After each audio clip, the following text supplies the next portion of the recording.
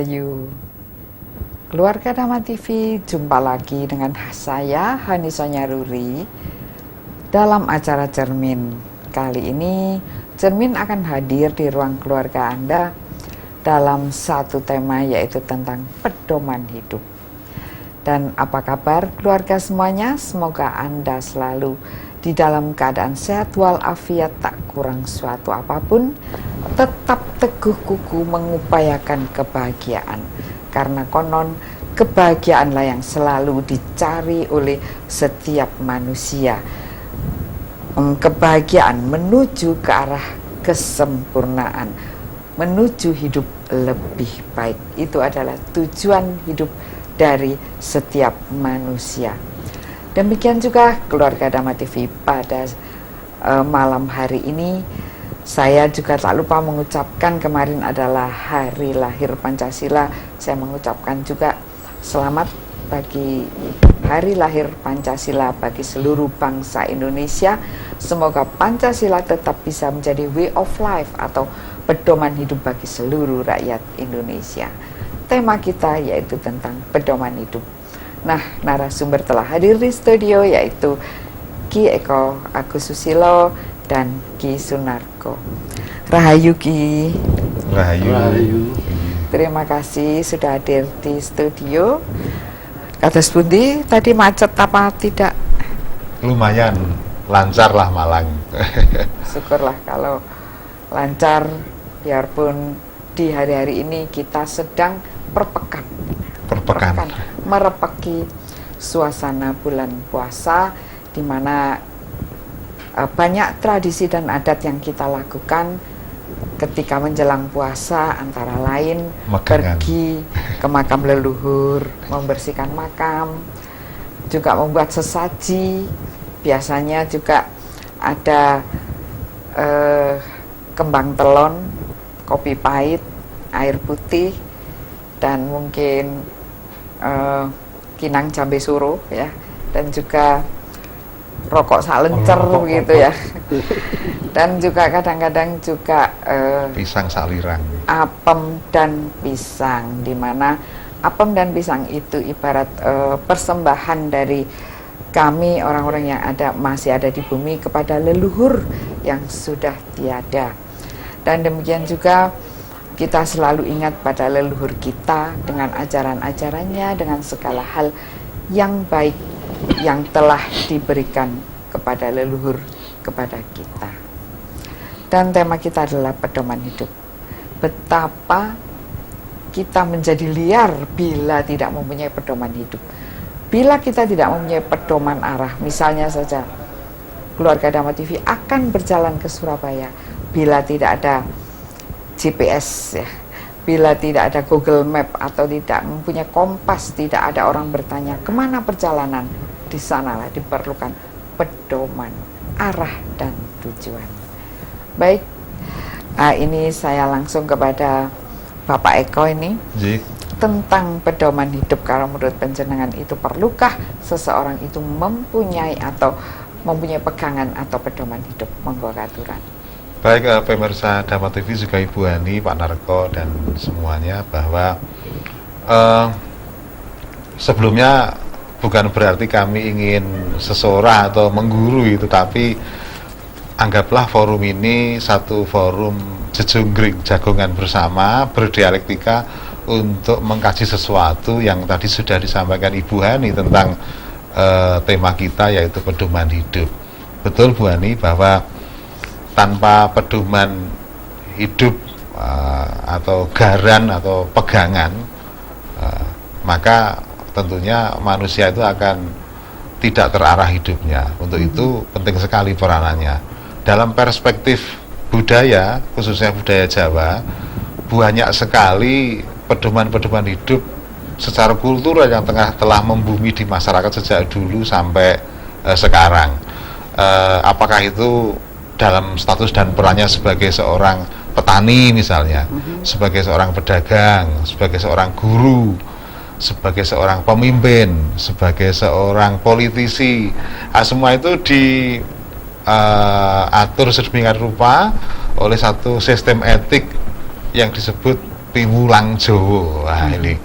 Nah, maka dari itu tentu ini menjadi menarik misalnya sebagai contoh misalnya pedoman atau paugeran sebagai seorang guru misalnya. Itu sesantinya ngeluruk tanpa bolo, menang tanpa ngasorake misalnya seperti itu.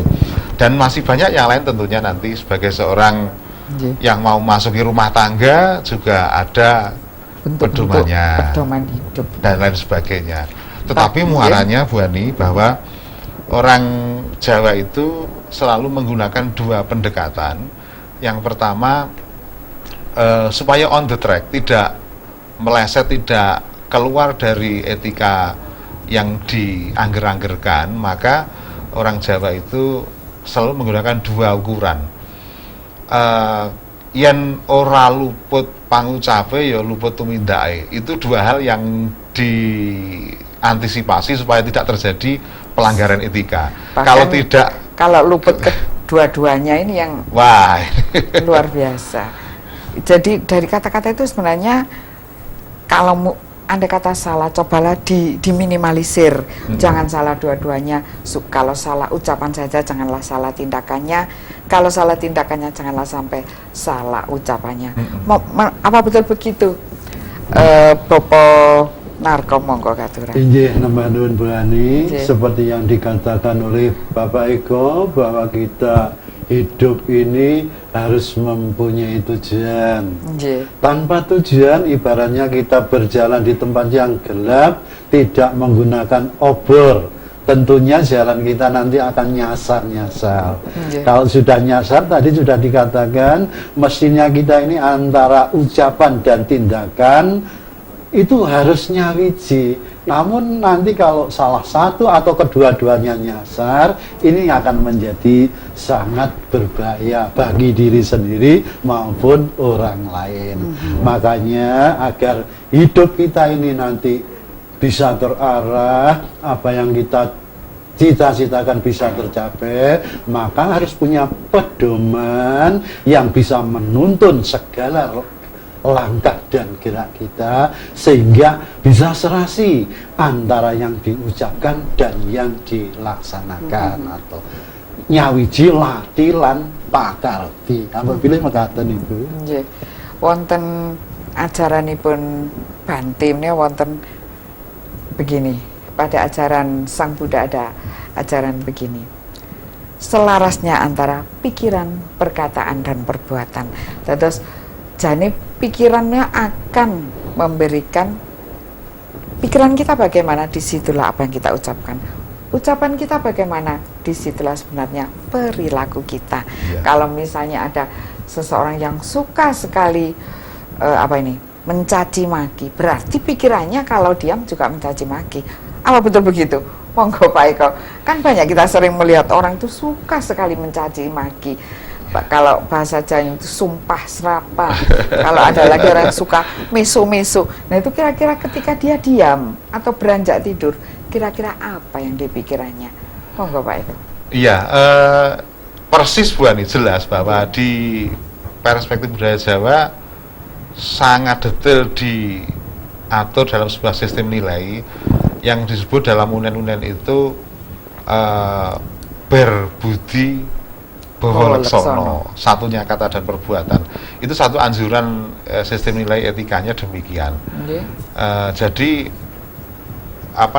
manusia itu hendaknya antara apa yang diucapkan dengan yang dilakukan itu cocok atau sama. Kalau tidak, maka dianggap kurang cakap atau disebut dengan wastro lungset ing sampiran. Wastro kain, lungset tidak tersetrika di sampiran, jadi sudah tidak berguna. Artinya waduh ini peribahasa yang luar biasa ya.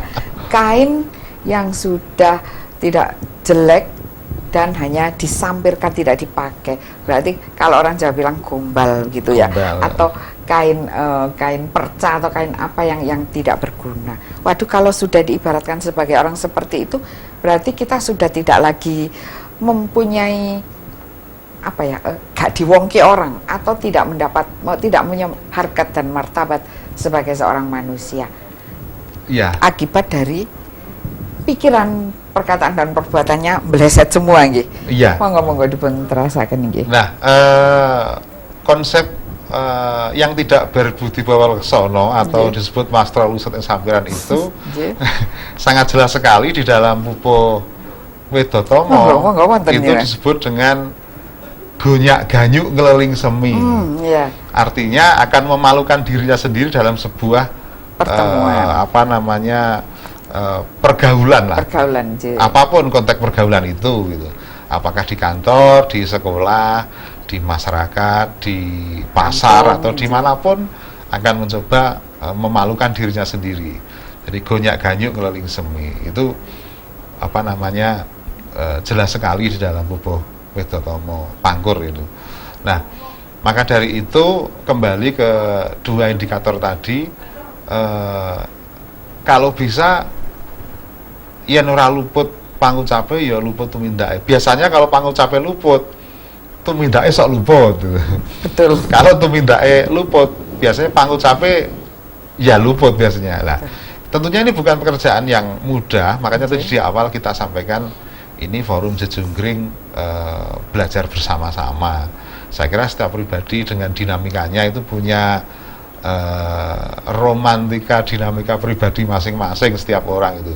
Nah, untuk itu tidak pernah ada yang mulus, putih semua, juga tidak pernah ada yang hitam. Itu seperti halnya yin dan yang itu, dalam sebuah yang putih ada setitik yang hitam, dan dalam yang hitam ada setitik yang putih. Nah, itu menggambarkan satu keseimbangan Bu Ani di Jawa, bahwa jagat gede dan jagat cilik atau makrokosmos dan mikrokosmos itu adalah sesuatu yang harus dikelola secara seimbang gitu. Luar biasa sekali, ternyata kehidupan selalu ada hitam dan putihnya. Hitam saja tidak mungkin, putih saja tidak mungkin. Tetap di Dhamma TV, setelah yang satu ini kita akan mengupas lebih dalam lagi.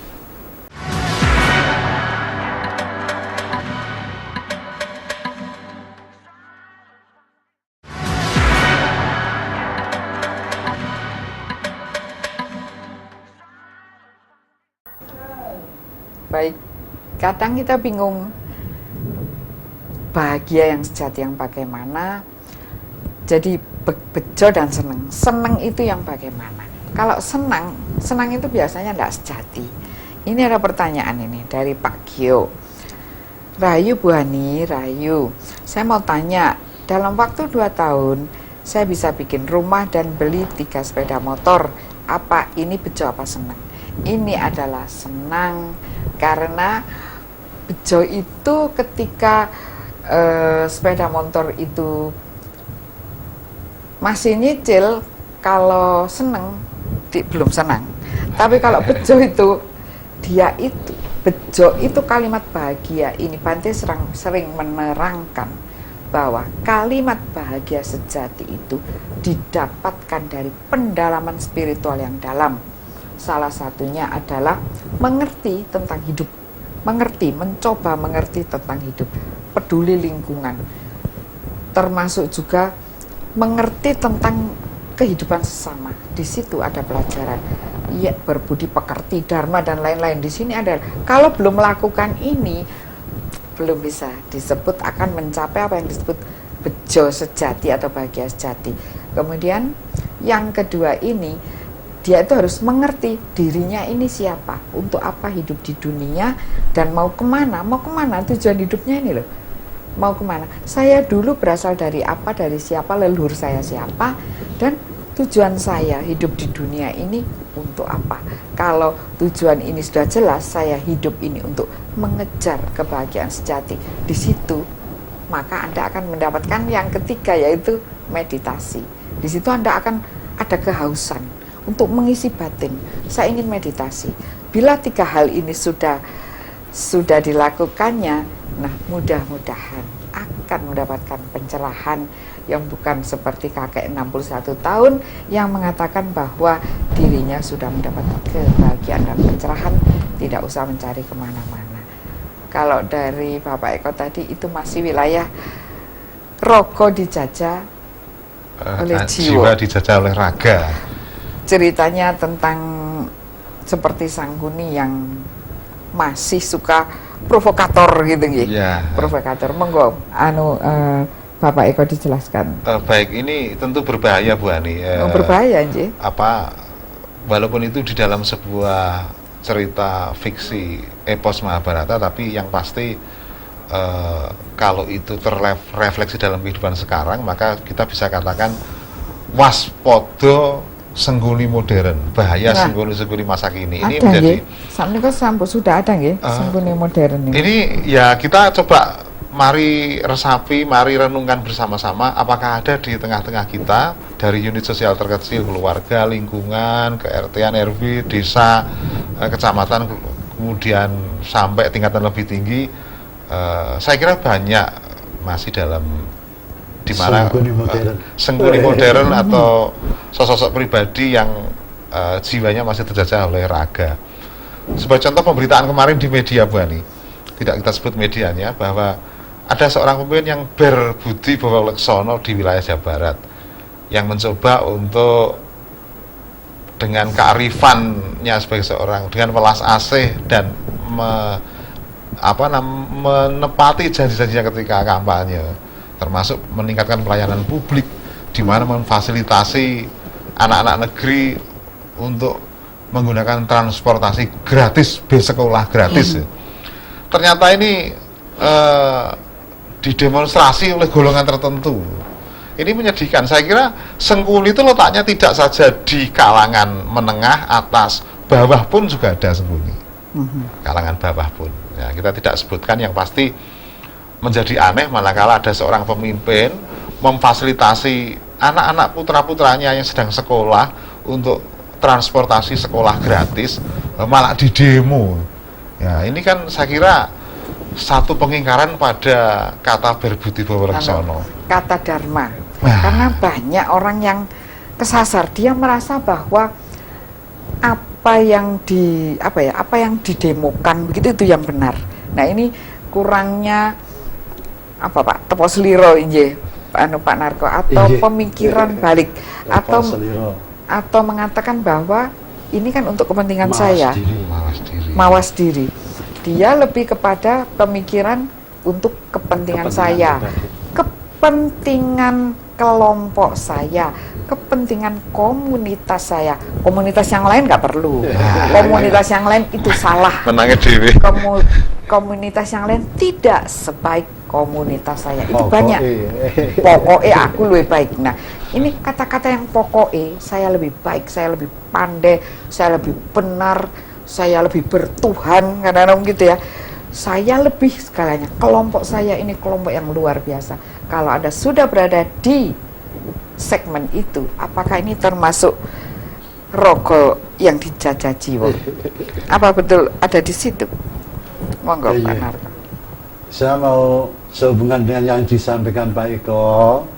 Saya akan menyampaikan tentang watak manusia. Watak manusia itu dapat dibedakan menjadi 3. Yang tentu saya yang baik, yang tertinggi. Saya mulai dari yang di bawah, tindakan atau watak yang nisto, kemudian madya, utomo. Nah, utomo ini yang paling sempurna ini. Bagaimana yang nista? Nesta itu adalah perbuatan, tingkah laku, ucapan yang merugikan diri sendiri maupun orang lain, terutama merugikan orang lain. Ini adalah tumindak yang nisto, sampai-sampai dirinya sendiri saja dirugikan itu tidak terasa. Saking nistanya. Karena hanya tadi pokoknya aku seneng. Nah, ini saja nih seneng ini malah nyelumprongake. Seperti kita minum komer itu sebetulnya kan merusak diri kita, tapi kita tidak sadar itu. Dia menganggap bahagia. Iya, bahagia semu. Itu yang tumindak nisto. Kemudian yang kedua, tumindak madya. Madya ini yang kebanyakan kita mampu mencapainya, mudah-mudahan, yaitu perbuatan yang menguntungkan diri sendiri juga bermanfaat bagi orang lain. Ini masuk dalam tumindak yang madya itu tadi. Nah, yang paling tinggi itu adalah tumindak utomo. Ini yang kita gayuh dan sulitnya bukan main, yaitu tumindak yang menguntungkan orang lain sekalipun dirinya sendiri rugi. Jadi seperti seorang pahlawan. Ya, seperti seorang pahlawan itu mengorbankan jiwa dan raga untuk kepentingan nusa dan bangsa ini. Ya, itulah jarang sekali. Tumindak yang utama ya sekarang yang rupanya sudah luntur. Namun ini juga ada satu SMS ini dari Bapak Totok Bululawang ini. Iya. Sengkuni modern itu bagian dari proxy war, nabok nyilih tangan dari bangsa asing, dari mancanegara yang punya kepentingan terhadap NKRI. Setuju. Leres J, begitu ya. Setuju. Betul. Jadi hati-hati nih, ada sengkuni-sengkuni modern yang masuknya itu lewat bermacam-macam jalan. Ada yang lewat kuliner, ada yang lewat media, ada yang lewat makanan, ada yang lewat busana, cara berbusana. Ada yang lewat pemahaman, keyakinan, ada yang lewat pendidikan. Hati-hati, sengkuni modern ada di proxy war. Kegunaannya adalah memperkeruh bangsa kita dan juga membuat persatuan dan kesatuan bangsa kita ini harus teruji ini. Iya. Luar biasa ya. Nggih, Kak wonten tambahan monggo. Baik, Bu Hani, terkait dengan SMS-nya Pak Totok Bululawang, saya sangat setuju sekali bahwa terkait dengan geopolitik, geostrategi Indonesia dan terkait dengan ancaman, tantangan, hambatan dan gangguan tentunya ini seiring dengan barisan kita peringati hari lahirnya Pancasila, Bu Hani, sebagai benteng NKRI tentunya itu kita sedang dijajah oleh tantangan dari luar khususnya itu dengan 3 skenario yang disebut dengan 3F. F yang pertama adalah food, makanan. F yang kedua adalah fun, kesenangan. F yang ketiga adalah fashion. Tentunya tadi sudah disampaikan Bu Hani bahwa 3 hal itu yang mungkin sebagai koridor untuk kepentingan asing di Indonesia, food, fun, and fashion. Kita sudah rindu akan kearifan lokal soal itu. Bagaimana pecel misalnya itu tergilas banget, atau rujak itu tergilas banget oleh yang itu yang merek-merek yang kita tentunya tidak akan sebut namanya ya, yang itu katanya sudah tidak bangga lagi dengan kuliner lokal. Tentunya ini bukan sekedar masakan yang rasanya dan bahannya apa, tapi nilai filosofinya. Misalnya bagaimana yang dimaksud dengan gado-gado atau rujak itu yang tentunya komposisi bumbunya itu betul-betul menggambarkan filosofi orang Indonesia. Nah ini bahkan buah itu loh, katakannya kalau buah kita ini rambutan ya, kan enak ya, mangga, jeruk Bali ada sekarang. Ya, sudah jarang. Bilang kan, padahal itu luar biasa. Segernya bukan main jeruk khasiat yang terkandung juga luar biasa. Kita lebih membeli buah-buah yang dari luar. Iya. Ini betul. Jadi coba tanya pada diri sendiri. Kita lebih membeli buah yang dari luar. Kita baca satu SMS. Maaf Bu Hani, bagaimana menghadapi masalah keluarga yang ingin mau benar sendiri? Ini kelihatannya ini juga tadi sudah banyak ya kita kupas bahwa sebenarnya diri ini paling sulit untuk dididik. Kita ini mesti merasa lebih pinter. Coba kalau misalnya kita nyetir mobil dia, kalau misalnya ada yang nyelonong, kalau misalnya ada lampu mati, kalau misalnya ada menekan rem mendadak atau menekan bel keras-keras di sekitar kita, semuanya salah. Sing bener mesti wong sak montore kita. Yang betul mesti hanya orang yang ada di dalam mobil. Semua orang salah. Kenapa? Ya itulah, diri ini tidak pernah salah. Dan kalau ibu ini bertanya bagaimana menghadapi masalah keluarga yang ingin mau benar sendiri, ada cara gampang Bu. Cobalah selalu nonton Dhamma TV. Karena Dhamma TV ini sebenarnya sekalipun TV Buddhis ya, TV Buddha, tetapi Bante selalu mengatakan untuk menjadi Buddha tidak perlu pindah agama, karena Buddha adalah ajaran kebenaran. Mengapa leluhur kita itu dulu beragama Hindu Buddha? Karena Buddha itu lebih kepada tatanan hidup, kepada bagaimana menjadi manusia yang baik dan benar. Baik keluarga Dhamma TV, kita jeda sejenak. Setelah yang satu ini kita kupas dan kita jawab banyak SMS yang sudah masuk. Tetap di Dhamma TV.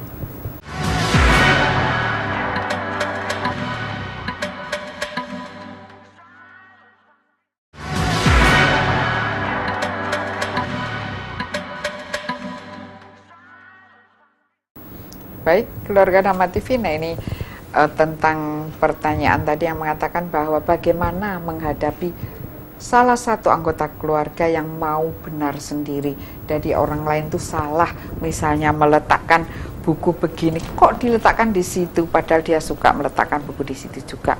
Jangan melakukan ini. Jadi kadang-kadang ada yang bawel nyinyir ya di dalam rumah. Kalau misalnya ada pendapat begini, langsung diserang bahwa itu pendapat yang salah. Kamu jangan pernah menggurui aku. Saya ini lebih pandai dari dirimu.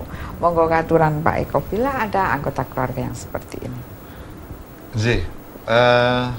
Baik, tentunya ini merupakan hal yang menarik ya, bahwa keluarga itu adalah unit sosial terkecil yang merupakan satu ukuran bahwa negara itu akan kuat manakala keluarga-keluarga itu tangguh. Maka kalau tadi diilustrasikan, kalau ada yang pengen benernya sendiri atau egois, mesti itu akan menjadi tidak stabil. Nah, rumusnya sederhana, mau ikut kotak yang sebelah atau yang sebelah. Misalnya begini, kalau sak benere itu jelas betul untuk mengarah ke bejo. Tapi kalau sak benere itu ditambahi kata dewe, sak benere dewe misalnya, sak karepe dewe lah, ini menjadi persoalan saya kira. Atau begini Bu Ani, misalnya sak butuhe, orang itu sak butuhe itu benar, tapi kalau sak butuhe dewe berarti itu tadi yang katanya Pak Narko merugikan orang lain dan menguntungkan diri sendiri yang derajatnya paling bawah. Nah, lagi-lagi ajaran leluhur kita sangat jelas. Tembung-tembung sak kepenake misalnya itu ya baik, tapi kalau tambahi tembung dewe itu menjadi tidak baik, sak kepenake dewe misalnya. Sehingga lagi-lagi ketika ditambahi kata dewe itu menggambarkan jiwa dikuasai oleh raga, kurawa, sengkuni CS. Nah, tapi artinya masih pada ranah tidak terkelolanya nafsu. Nuruti kebiaring nafsu, nuruti kebiaring gegap gempita panca indria. Betul. Gegaping ini, jadi mata, telinga, apa yang dibutuhkan itu akan dituruti. Monggo dipun lajengaken. Itu kalau di falsafah Sekar Gending itu masih dalam wilayah Patenem. Maka orang yang tadi masih dalam koridor ditambahi kata dewi itu masih Patenem. Itu perlu Patet Nyongo, perlu belajar. Patet Nyongo itu gambarannya adalah ilmu, belajar dan sebagainya. Maka kalau sudah dilalui Patet Nyongo, harapannya akan mencapai satu tujuan hidup yang di Patet Mangyuro. Saya kok jadi ingat anak kecil itu kemeratu-ratu. Ya. Anak kecil itu selalu aku, dewe, ego, saya dulu, saya, ego saya, itu kemeratu-ratu kalau orang Jawa bilang. Anak kecil kira-kira 5 tahun, 7 tahun sampai 10 tahun masih boleh begitu. Berarti Kak, bila Anda sudah lebih dewasa dari usia itu, masih sak karepe dhewe, sak benere dhewe, Anda masih dalam ranah anak-anak. Mungkin itu ada sifat-sifatnya. Monggo katuran Bapak Narko. Nggih, nika badhe kula cengkengaken apabila mangke dipun sarwani dening Pak Eko. Titianipun tiang Allah kalian tiang becik menika kados pundi. Pertanda orang baik dan orang buruk. Monggo. Gugu karasaning priyangga nora nganggo peparah lamun angling lumohing ngaran dalilu uger guru alaman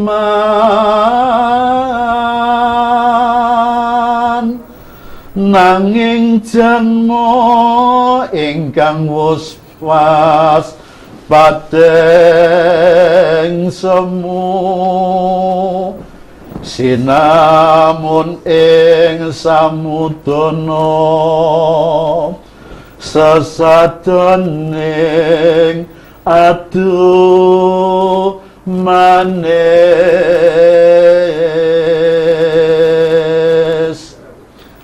si pengono rang legewa sang sayarta denira jaja riwis ngandar-andar angen dukur kandhane ora kaprah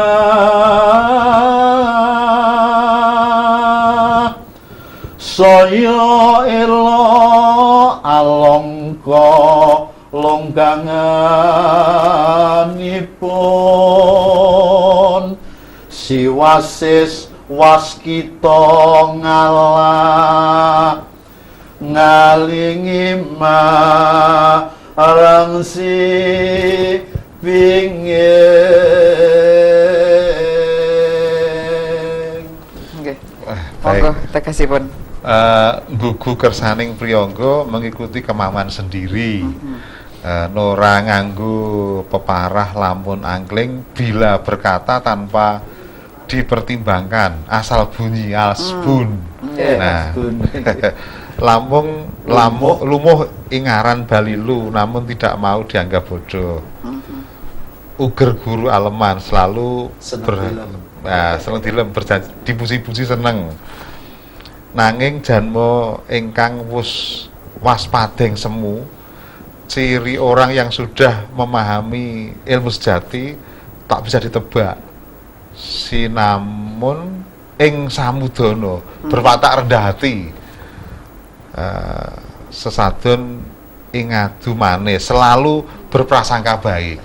Nah ini dilanjutkan pada podo berikutnya si pengung ora ngelegowo si dungu tidak menyadari sang soyo ndodro. Nah itu bualannya semakin menjadi-jadi ngelantur bicara yang tidak bicaranya tidak masuk akal, makin aneh, tak ada jedanya. Lain halnya si pandai cermat dan mengalah. Nah, ini lagi-lagi kalau sudah mencapai, sebenarnya ini kan patutnya 6 buah nih, tapi sesungguhnya ini dalam tataran filosofi Sekar Gending ini patut 9 nyongo. Ini adalah satu ilmu. Apakah yang ini kan ceritanya tentang diri pribadi. Iya betul. Ya. Memang gegulangnya itu manusia itu yang dibetulkan seperti ajaran Buddha juga itu yang dibetulkan orang per seorang. Tetapi saya banyak melihat itu kelompok pengung, kelompok bodoh, ya. Komunitas apa tadi itu sombong yang mengatakan dirinya atau pikirannya adalah benar, kan wonten sedaya di situ tadi ya. Ya, itu apakah itu juga berlaku bagi komunitas atau kelompok-kelompok yang tidak menyadari bahwa dirinya ada di patet 6? Ya, saya kira bisa saja dan relevan saja. Kelompok itu sendiri kan juga kumpulan dari pribadi-pribadi. Pribadi yang baik tentunya akan membentuk sebuah kelompok yang baik. Pun pribadi yang buruk akan membentuk demikian. Tetapi ini sekali lagi bisa universal Bu Ani. Dan kalau pembelajarannya bisa nyampe, maka orang itu bisa nyebrang ke sebuah tahapan yang disebut dengan patet manyuro atau barang. Keplo alok nulat mujiwati nano nane. Ini nadanya itu sudah disetting memang untuk satu penemuan bahwa itu menjadi sayo rukun nano nane nano nenone nano nane nano. Nah ini barang itu kan nano. Nah, artinya aransemen, kita ngomong aransemen bahwa filosofi yang dibuat di aransemen itu sudah mengarah pada satu penemuan bahwa penemuan itu atau bejo itu adalah satu belajar sumyar, ladrang sumyar. Betul. Jadi sebenarnya ini jawabannya ada di sini tadi. Ada yang bertanya tadi ya, Seperti saya punya sepeda motor 3, apakah saya bejo atau senang? Di sini tadi juga ada pertanyaan yang semacam itu yang mengatakan bahwa saya ini bejo atau senang. Nah ini di sini ada jawaban yang mengatakan bahwa bejo, bahagia, harus ada pencapaian, ada penemuan dari diri sendiri, pencapaian dari diri Betul sendiri. sekali. Jadi tidak mungkin, memang kita sering berguru kepada sesepuh, kepada kiai, kepada para ulama, kepada para pemimpin agama untuk mencari yang disebut bejo. Ini ada satu SMS yang cukup menarik. Kalau senang itu sementara. Oh, ngaten ya. Kalau bejo kan langgeng. Langgeng begitu. Oh, kalau bejo itu Langgeng ya. Jadi, Jadi sepeda motor itu lu bagaimana cara mendapatkannya? Betul atau tidak? atau Kalau sepeda motor itu nanti kalau rusak tidak bejo lagi loh. Rumah itu kalau nanti sudah atapnya bocor tidak bejo lagi. Jadi kalau ada orang Jawa bilang seneng itu suwe mijet wae ranti, artinya senang itu hanya sesaat. Tapi kalau bahagia yang sejati tentunya itu sampai kelak menutup mata kita ada di dalam kebahagiaan, dan itu pencapaian. Ada cara. Tetap di Dhamma TV itu akan melihat banyak hal tentang pencapaian kebahagiaan. Dari Bapak Deki Bunul, pedoman hidup seperti ajarannya Samin Suro Sentiko, wong urip kudu ngerti uripe, sebab urip pisan kanggo sak lawase. Ada yang ingin menjelaskan? Betul. Satu ketika di tahun 2004 mungkin kalau nggak salah ya, tepatnya di bulan Desember. Saat itu saya masih menjadi kuli tinta. Saya pernah masuk di kawasan Wong Samin di daerah Ngrau, Bojonegoro sampai ke Blora, Jawa Tengah. Kita mencoba untuk meliput di sana, dan memang betul yang disampaikan Pak Deki tadi. Orang Samin, Wong Samin yang sebenarnya itu secara etimologi berasal dari Sami Amin, artinya orang yang sangat polos, jujur apa adanya, lugu, tulus begitu, solidaritasnya tinggi. Itu persis yang disampaikan Pak Deki tadi. Kita secara induktif di sana juga melihat hal itu, Bu Ani. Memang Wong Samin itu orang yang sangat jujur dan polos. Maka dari itu persis bahwa wujud atau perwujudan dari berbudi Waraksono ya Wong Samin sesungguhnya. Nah ini cuman yang menjadi salah secara cap budaya, Wong Samin itu dicap sebagai sok karepe dhewe, sebenarnya tidak.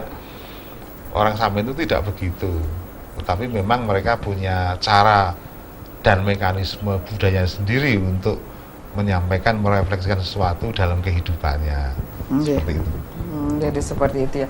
Memang kita sering mendapatkan legenda-legenda, justru juga ada orang Badui ya, di Banten. Sebenarnya banyak dulu suku-suku yang sederhana, sampai ada wong Jawa Lugu atau Jawa Dwipo begitu ya. Itu artinya mengatakan orang yang wong Jawa itu sabar, beneh dan bijaksana, sadar gitu. Baik, keluarga Dhamma TV, kita jeda sejenak dan jangan kemana-mana. Kita akan lebih kupas, lebih dalam lagi setelah mempersilahkan yang akan lewat yang satu ini.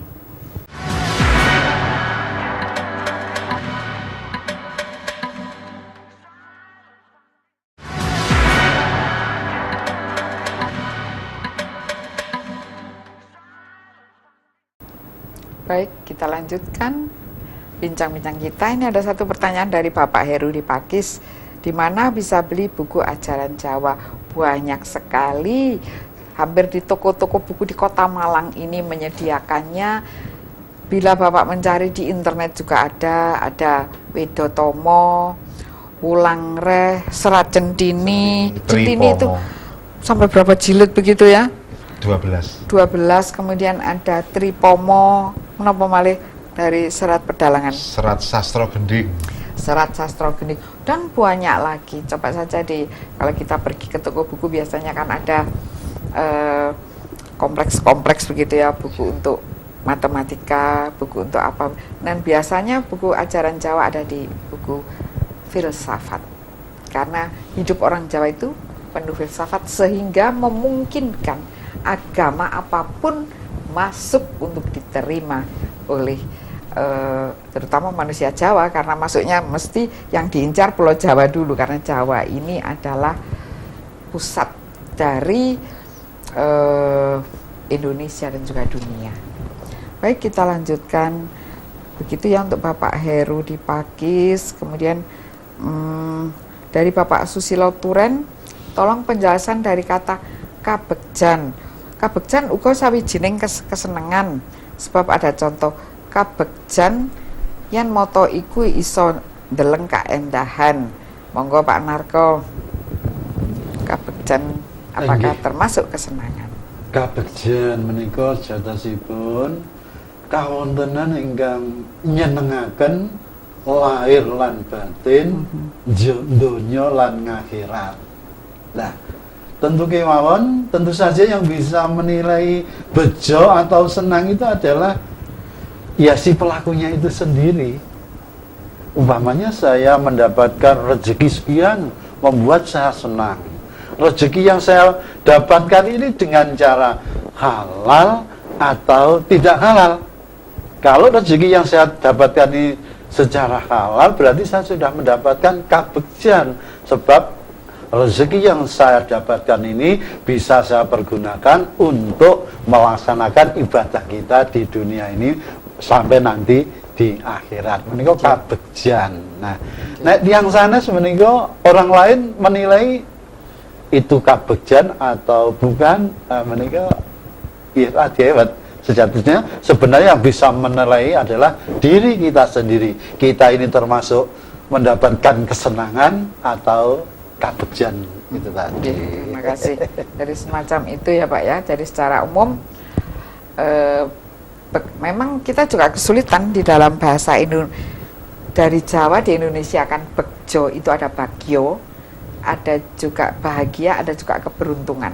Jadi hampir sama.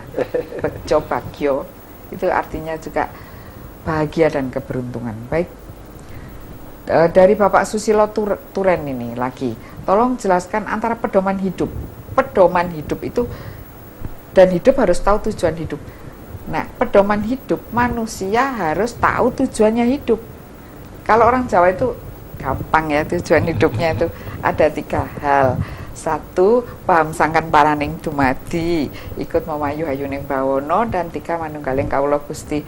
Ini ajaran-ajaran ini juga demikian juga di Buddhis juga diajarkan begitu, hidup menuju kasampurnaning dumadi, hidup lebih baik supaya ada tujuan hidup. Artinya kalau kita paham, dulu sebenarnya ketika planet-planet terjadi, ketika masih debu-debu kosmis terjadi planet, kita ini asalnya dari mana? Kalau kita sudah tahu asal diri dari mana, juga asal manusia dari mana? Debu-debu kosmis, bahwa tubuh manusia ini terdiri dari 4 adonan, yaitu hawa, udara, air, tanah, dan api. Dan juga 1 energi, yaitu listrik dan cahaya, ini 1. Dan ini semuanya itu bersatu. Kalau manusia itu paling banyak adalah air dan tanahnya. Sedangkan yang 2, hawa dan apinya itu tidak terlalu banyak. Tapi kalau matahari lebih banyak, hawa dan apinya juga energi ini, listriknya. Sehingga tanah dan airnya ada di dalamnya matahari. Kita juga punya sinar panas itu. Kalau sudah mengerti itu, kemudian memayu hayuning bawono. Monggo tentang memayu hayuning bawono. Iya, sesungguhnya Bani, tadi di awal saya sampaikan kita memang tidak bermaksud untuk seseorang, tapi jujur saja secara lokal genuin di Pulau Jawa ini, budaya Jawa itu syarat banyak sekali akan paugeran filosofi pedoman hidup, yang tidak perlu saya sebutkan satu persatu. Di pelosok-pelosok Malang, di pinggir-pinggir ini luar, di gunung-gunung, di ngare-ngare itu banyak sekali ajaran-ajaran pedoman-pedoman yang sangat baik. Cuman sayangnya sebaiknya itu tidak digunakan untuk padudon, untuk udur-uduran, pinter-pinteran, sebagaimana Pupuh Widoto Matur sudah diaturkan Bapak Narko. Tapi mari kita praktekkan bersama-sama.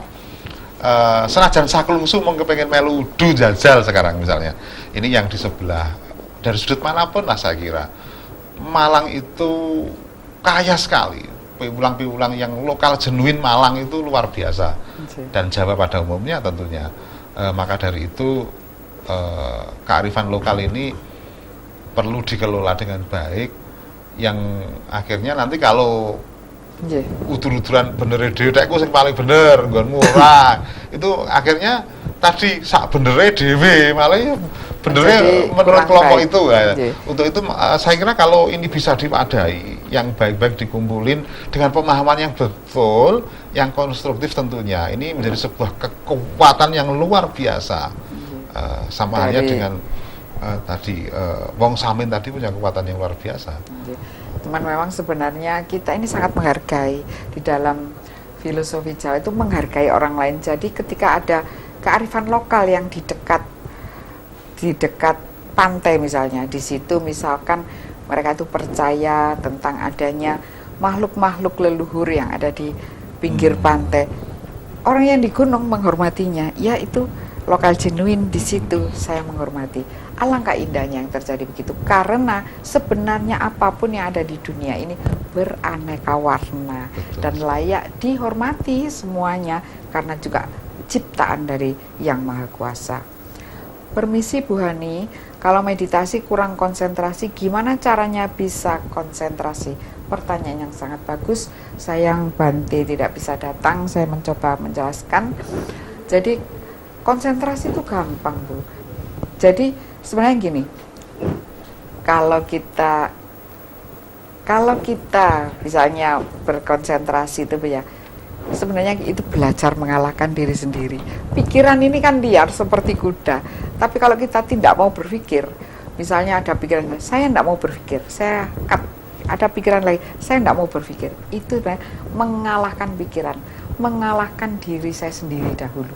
Itu cara utama. Ketika panjenengan tidak mau mengatakan saya berpikir, cepat sekali seperti kuda, dia lari membeli soto, dia lari membeli sate, lari ke Jepang, lari ke Amerika, cepat sekali pikiran berlari-lari. Itu harus dikendalikan. Kalau tidak, dia akan menjadi pikiran yang kesasar, yang ketika kita bangun dari merenung tadi, tidak ada yang kita dapatkan. Semuanya serba amburadul. Padahal dengan konsentrasi, dengan pikiran yang terarah, banyak hal yang bisa dimanfaatkan karena meditasi. Antara lain, tidak adanya kepikunan. Jadi meminimalisir terjadinya kepikunan karena pikiran terkuat dan terarah. 2, bisa menyembuhkan penyakit pada diri sendiri. 3, Anda selalu berpikir cepat karena tidak lemot. Karena pikiran ini bagaikan sebuah komputer, kalau terlalu banyak diinstal ini, install itu, semuanya di-download, dimasukkan di situ, ketika kita akan mengeluarkan, kita akan upload, lemot, terlalu banyak. Tapi kalau yang dimasukkan yang penting-penting saja di pikiran, maka pikiran menjadi enteng dan cepat. Berpikir cepat. Pikiran adalah kekuatan. Bila Anda mempunyai pikiran yang kuat, bila Anda membatin saja seseorang, misalnya, aduh saya ingin sekali bertemu dengan Pak Eko. Pak Eko bagaimana kabarnya? Pasti Anda langsung bisa telepati. Bahkan ketika yang kita pikirkan ini orang yang tidak punya yang tidak punya telepati, kita bisa meraba. Oh demikian, Pak Eko dalam keadaan baik. Ketika seseorang sakit, kita akan bisa merasakannya. Juga untuk healing itu kesehatan, penyembuhan kesehatan, dan berbagai hal yang penting di dalam hidup ini. Apa sudah semuanya bisa diselesaikan dengan meditasi. Contohnya, ketika kita kehilangan barang, loh, HP ku mang di India, pasti kita akan kita pasti diam. Kita pasti menutup mata, menutup telinga dengan harapan panca indera kita tidak terkontaminasi hal-hal sekitar, sehingga pikiran ringan dan terarah kepada HP yang tertinggal tadi. Disitulah cara-cara orang untuk melakukan meditasi. Ada tambahan mungkin sebelum kita monggo. Baik, pemirsa Dhamma TV dimanapun berada, bahwa pedoman hidup itu memang bisa digali dari berbagai sumber, apakah itu sumbernya dari agama maupun dari sumber lain seperti kebudayaan. Dari perspektif budaya Jawa, yang pasti pedoman hidup itu manusia senantiasa untuk menjaga supaya tidak keliru ucapannya dan tidak keliru perbuatannya. Nah, manakala kedua hal itu, ucapan dan perbuatan tidak keliru, diharapkan maka bisa mewujudkan sebuah tatanan manusia, masyarakat yang betul-betul bisa hayu ing bawono, demikian. Artinya selamat, sejahtera, bersama-sama hidup dengan masyarakat yang lain. Saking Pak Narko mungkin?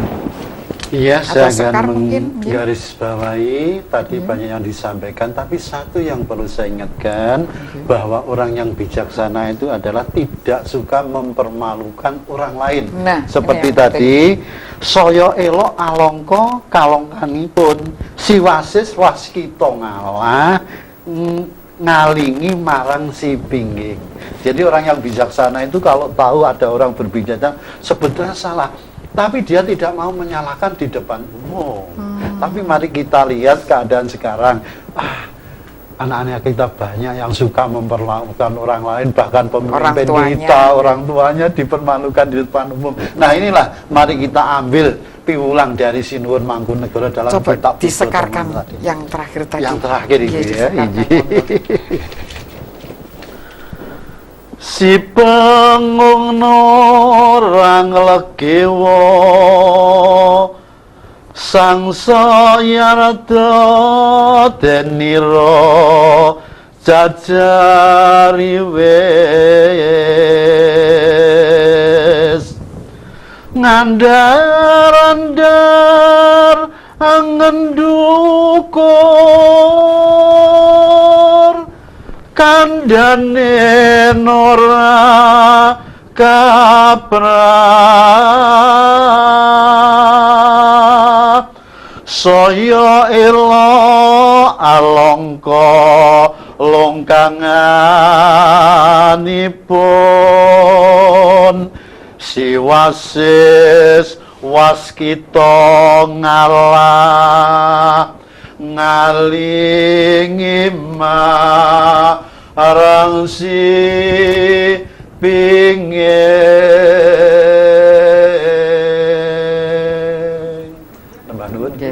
Matur nuwun. Baik keluarga Dhamma TV, kelihatan waktu kita juga sudah habis. Semoga apa yang kita sampaikan tadi ada bermanfaat bagi diri kita, juga bagi semua orang, dan kesejahteraan seluruh lingkungan kita.